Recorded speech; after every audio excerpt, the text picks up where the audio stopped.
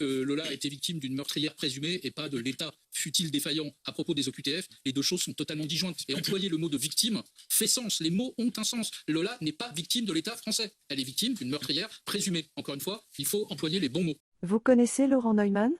Le mec de BFM. La fusion ratée entre Patrick Cohen, un de ses nombreux coreligionnaires journalistes anti-français, et Christophe Barbier, le comédien de théâtre raté à l'écharpe rouge et aux idées blanches et bleues. Comme tous les employés de cette chaîne aux ordres, selon lui et toute la bien-pensance, l'État n'a rien à voir dans le meurtre de Lola. L'immigration incontrôlée, ce n'est pas sa faute. Non, je n'ai pas touché. Non, je n'ai pas touché. La non-application d'une décision de l'État lui-même pour renvoyer cette étrangère dans son pays, OQTF, ce n'est pas sa faute non plus. L'impéritie de l'État a assuré la première de toutes ses missions, la protection des biens et des personnes, il n'y est pour rien. Fais comme moi. Prends air innocent. C'est pas moi. Par contre, le 17 octobre 2022, le Conseil d'État a condamné l'État à payer 2 astreintes de 10 millions d'euros à plusieurs organismes et associations engagés dans la lutte contre la pollution de l'air. Quand il s'agit de pollution de l'air, l'État est responsable et coupable de ses échecs.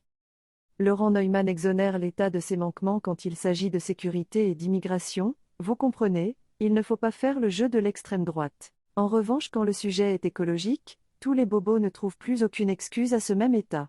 Toujours ce putain de 2 poids 2 mesures. Alors oui Laurent, ne t'en déplaise, l'État est responsable et coupable de la mort de Lola et de tant d'autres.